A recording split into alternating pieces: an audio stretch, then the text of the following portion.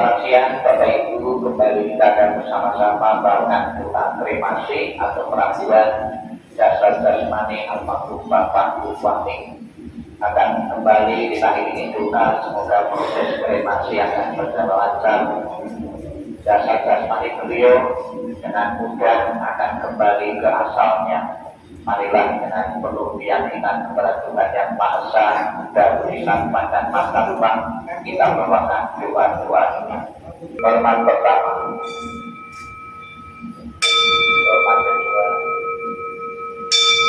hormat. Marilah kita memuji, mengagungkan, memuliakan Tuhan Yang Maha Esa, Buddha berikan pada masa Papa Mantu Suci. Semoga senantiasa memberikan berkat perlindungannya untuk almarhum. Kita puji, kita agungkan dengan pujian pandatan masing-masing 3 kali bersama-sama. Namo Sangyang Adi Buddhaya, Namo Sangyang Adi Buddhaya, Namo Sangyang Adi Buddhaya. Namo tassa bhagavato arahato samma sambuddhassa. Namo tassa bhagavato arahato samma sambuddhassa. Namo tassa bhagavato arahato samma sambuddhassa. Namo sabbe bodhisataya mahasataya. Namo sabbe bodhisataya mahasataya. Namo sabbe bodhisataya mahasataya. Agar Allah selalu mendapatkan ketenangan, kedamaian, dan kebahagiaan dan bebas dari lingkaran penderitaan, kita bimbing menyatakan perlindungan kepada Buddha, Dharma, dan Sangha dengan pernyataan tisarana bersama-sama. Buddhang saranang gacchami, dhammang saranang gacchami, sanghang saranang gacchami, dutiyampi buddhang saranang gacchami, dutiyampi dhammang saranang gacchami, dutiyampi sanghang saranang gacchami. Tatiyampi buddhang saranang gacchami, tatiyampi dhammang saranang gacchami, tatiyampi sanghang saranang gacchami. Dibuka halaman 28, 30 dan 32. Marilah kita bersama-sama mengulang kembali kejangan Sang Buddha yang berisi tentang nasihat tentang kehidupan ini yang tidak kekal adanya. Semoga keluarga yang baru saja bersedih segera bisa menerima hukum kesunyatan, hukum kematian ini dan segera mengikhlaskan kepergian almarhum menuju alam yang lain. Kita baca bersama-sama nasihat Sang Buddha tentang penderitaan karena ditinggal kematian. Kehidupan apapun yang mengalami kematian di dunia ini adalah singkat dan penuh dengan penderitaan yang tidak dapat dihitung maupun diukur. Tidak ada alat apapun yang dapat digunakan untuk melarikan diri dari kematian. Setelah mencapai usia tua, maka kematian tak terelakkan. Bagaikan buah setelah masa akan gugur. Demikian pula makhluk yang bisa mati setelah dilahirkan harus selalu menghadapi takutnya kematian. Seperti halnya dengan peniup keramik, haruslah pecah pada satu waktu. Demikian pula kehidupan dari makhluk yang bisa mati telah ditentukan untuk berpisah. Para remaja dan pemuda yang bijaksana yang sedang bodoh semua ini berada di bawah bayang-bayang kematian. Tiada seorang ayah pun yang dapat menyelamatkan anaknya. Tiada sanak saudara yang dapat menyelamatkan saudaranya ketika mereka harus berpisah dengan dunia ini. Ketika sanak saudara berdiri memperhatikan dan meratap, menyaksikan bagaimana makhluk mengalami kematian seperti sapi yang dikirim ke rumah jagal. Demikianlah semua makhluk akan disergap oleh kematian dan usia tua. Para bijaksana telah mengetahui sifat alami dunia ini, tidak akan mengalami penderitaan. Akan sia-sia jika engkau meratapi yang mati, karena engkau tidak akan pernah tahu kapan mereka datang dan kapan mereka pergi. Jika ratapan akan menyembuhkan luka hati bagi si peratap, maka biarkanlah para bijaksana meratap. Kedamaian pikiran tidak lagi peroleh melalui ratapan. Semua keadaan ini hanya akan membawa penderitaan dan melukai tubuh. Peratap hanya akan membuat si peratap lemah dan pucat. Ratapan tidak akan menolong orang yang telah meninggal. Oleh sebab itu peratap adalah sia-sia. Dengan tidak melepaskan kesedihan, maka ia justru semakin menderita. Ia hanya akan semakin tenggelam dalam alam kesedihan. Lihatlah bagaimana orang-orang yang terlahir di dunia ini sesuai dengan karmanya harus sebentar di bawah bayang-bayang kematian. Dengan cara takut manusia berpikir tentang segala sesuatunya, semuanya itu terjadi kebalikannya. Itulah sifat alami yang berlawanan dari segala sesuatu. Dengan demikian telitilah sifat dunia ini. Walaupun misalkan seseorang dapat hidup 100 tahun atau lebih, ia tetap harus meninggalkan kehidupan ini dan pada akhirnya kehilangan teman dan sanak saudara. Oleh sebab itu, dengan mendengarkan para bijaksana dan orang suci dan memandang orang yang meninggal, kendalikanlah kesedihanmu, renungkanlah keberangkatan dari orang yang kau cintai. Dengan berpikir bahwa perpisahan adalah hal yang wajar. Laksana seseorang berusaha memadamkan rumah yang terbakar dengan air. Demikian pula biarkanlah orang yang teguh dan bijaksana menyingkirkan penderitaan secepat angin meniup sesedang kapas. Biarkanlah seseorang yang menginginkan kebahagiaan dirinya membuat luka dan ratapan dan penderitaan yang ditanamnya sendiri. Setelah membuat luka itu dan mencapai ketenangan batin, dia akan terberkahi dan terbebas dari penderitaan, mengatasi semua kesedihan. Tak lupa kita panjatkan doa untuk keluarga yang ditinggalkan, semoga bebas dari tangan halangan maupun bebas dari mimpi-mimpi yang buruk. Kita baca syair kebahagiaan untuk keluarga. Semoga seluruh kemalangan, kesulitan, dan tanda-tanda jelek, berbagai bencana, penyakit, pengaruh jahat, kegagalan, semua ancaman bahaya, ketakutan, mimpi buruk yang tak diinginkan, semoga semuanya berkat kekuatan Buddha. Semoga seluruh kemalangan, kesulitan, dan tanda-tanda jelek, berbagai bencana, penyakit, pengaruh jahat, kegagalan, semua ancaman bahaya, ketakutan, mimpi buruk yang tak diinginkan, semoga semuanya berkat kekuatan Dhamma.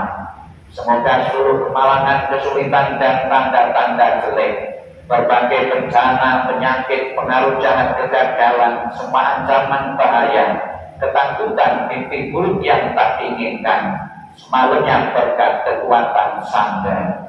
Halaman 34. Sang Buddha mengatakan segala sesuatu yang terbentuk tidak kekal adanya. Demikian pula almarhum Bapakku Kuan-Ming pernah dilahirkan, berkembang, dan akhirnya mengalami kematian. Itulah proses alami yang setiap orang yang pernah dilahirkan harus tunduk pada hukum kematian. Kita renungkan anicca wata sankhara. Semoga almarhum segera menyadari dan berkenan melepaskan dari segala bentuk kemelekatan yang pernah dipunyai di dunia ini, sehingga mengambil kebebasan untuk terlahir di alam-alam yang lain sesuai dengan karma-karma yang pernah diperbuatnya semasa kehidupan beliau. Kita renungkan anicca wata sankhara. Pansukulan datang. Anicca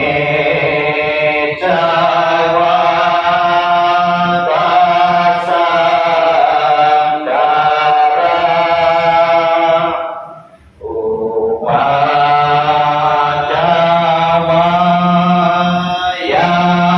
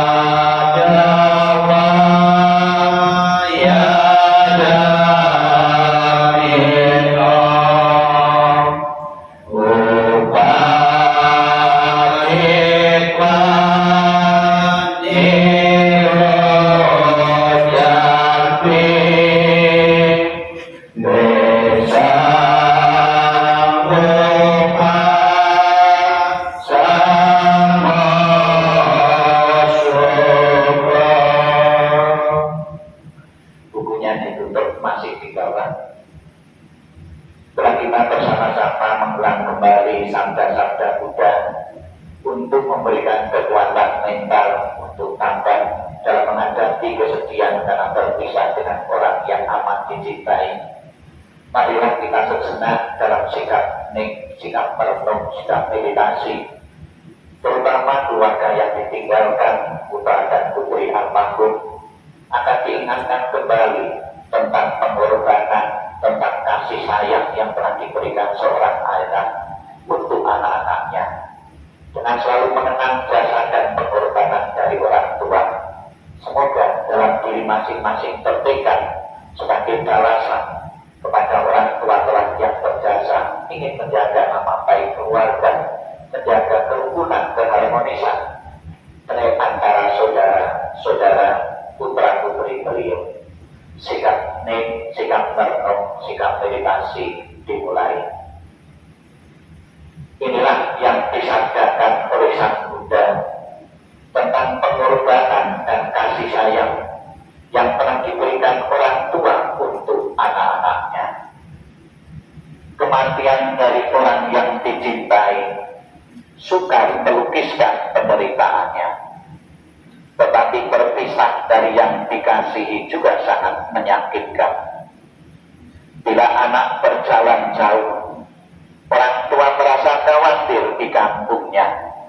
Dari pagi hingga malam, hatinya selalu bersama anaknya. Dan air mata berderai jatuh dari matanya. Seperti monyet menangis diam-diam. Demikian dalam cinta orang tua pada anaknya. Sedikit demi sedikit hatinya hancur. Alangkah besarnya kebaikan orang tua dan gejolak emosinya. Kebaikannya mendalam dan sukar membalasnya. Dengan rela mereka menderita untuk kepentingan anaknya. Bila anak bekerja berat, orang tua pun merasa tidak senang. Bila mereka mendengar bahwa dia berjalan jauh, mereka khawatir pada waktu malam sang anak berbaring kedinginan. Bahkan kesakitan sebentar yang diderita putra dan putrinya akan menyebabkan orang tua lama bersusah hati. Kebaikan orang tua adalah besar dan penting. Perhatiannya yang lemah lembut tidak pernah berhenti. Dari saat mereka bangun tiap pagi, pikiran mereka adalah pada anaknya. Apakah anak-anak dekat atau jauh, orang tua selalu memikirkan mereka. Sekalipun orang tua hidup untuk 100 tahun, dia akan selalu mengkhawatirkan anaknya yang berumur 80 tahun.